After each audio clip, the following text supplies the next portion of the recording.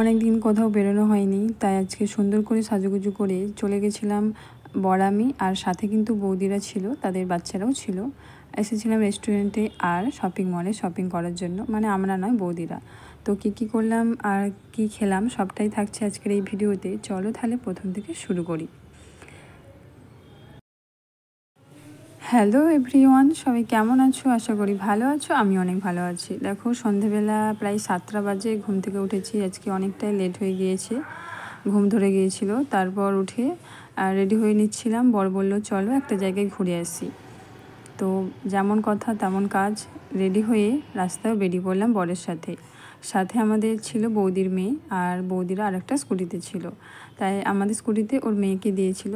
তো জুডিও মলের সাইড দিয়ে আসছিলাম, ভাবলাম যে এই সুন্দর একটা ভিউ তোমার সাথে শেয়ার করি। আগে জুডিও মলে এসেছিলাম, তোমাদের তো আগে ভিডিওতে শেয়ার করেছিলাম একবার। যারা যারা দেখেছো আমার ভিডিও তারা অবশ্যই চেনো। মলটা কিন্তু খুব সুন্দর। তারপর চলে আসলাম এইদিকে, দেখো পুরো সিগন্যাল পড়ে গেছে। আর তারপরও গ্রিন লাইন এসে গিয়েছিল, আমরা ওখান থেকে ক্রস করে আমাদের ডেস্টিনেশন দিকে যাচ্ছিলাম। এই জায়গাটায় আসবো আর সিগন্যাল পড়বে না, এটা তো কখনো হতে পারে না। প্রত্যেকবারই যখনই এই জায়গাটাতে আসি বা এই জায়গাটা দিয়ে যাই, সবসময় সিগন্যাল পড়ে। তোমার সাথে কথা বলতে বলতে ফাইনালি চলে আসলাম আমরা ডিমার্টে। হ্যাঁ, আজকে আমাদের ডিমার্টেই আসার কথা ছিল। বৌদিরা দেশ যাবে, সেই কারণে শপিং করার ছিল, আর আমাদেরও টুকটাক কিছু কেনার ছিল। তারপর আমি আমার বর তোমাদের সামনে একবার দর্শন দিয়ে নিলাম। কেমন লাগছে আমাদের দুজনকে অবশ্যই কিন্তু কমেন্ট করে জানিও। তারপর দেখো শপিং মলের বাইরেটা তোমাদের সাথে একবার শেয়ার করলাম।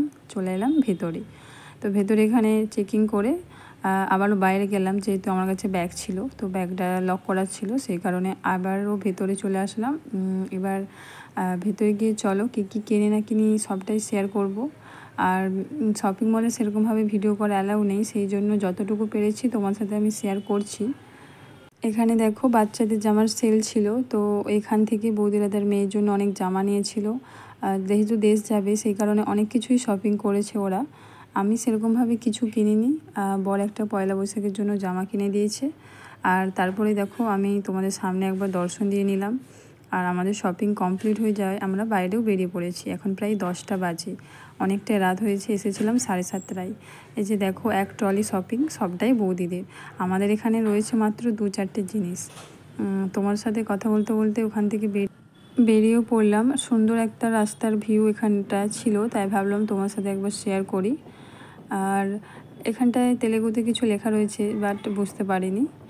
চলো কোথায় যাই সেটা তো অবশ্যই শেয়ার করব, যেহেতু খিদেও পেয়েছে। কোনো একটা রেস্টুরেন্টে যাওয়ার কথা ভাবছিল বর আর দাদারা। তারপর দেখো সুন্দর একটা হাওয়া খেতে খেতে আসছিলাম।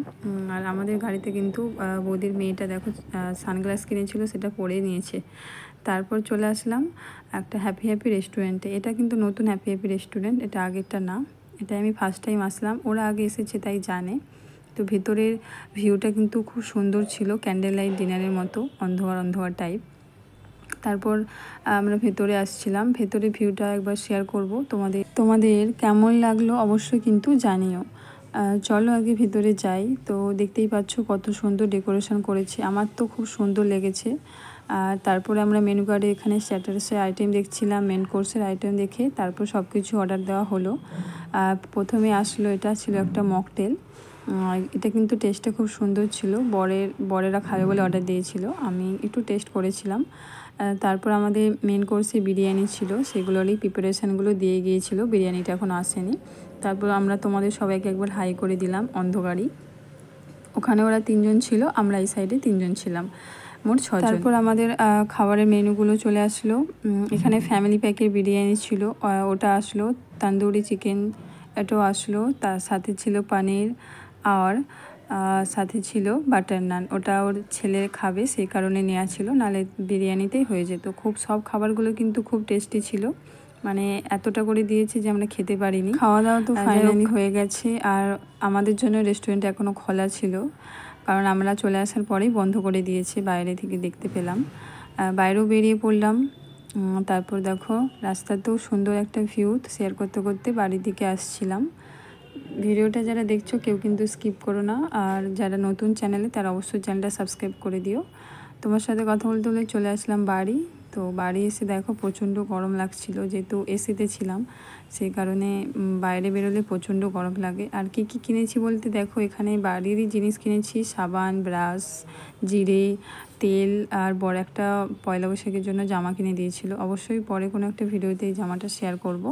চলো এখনের মতো ভিডিওটা আমি এখানেই শেষ করলাম। কেমন লাগলো ভিডিওটা অবশ্যই কিন্তু কমেন্ট করে জানিও। টাটা।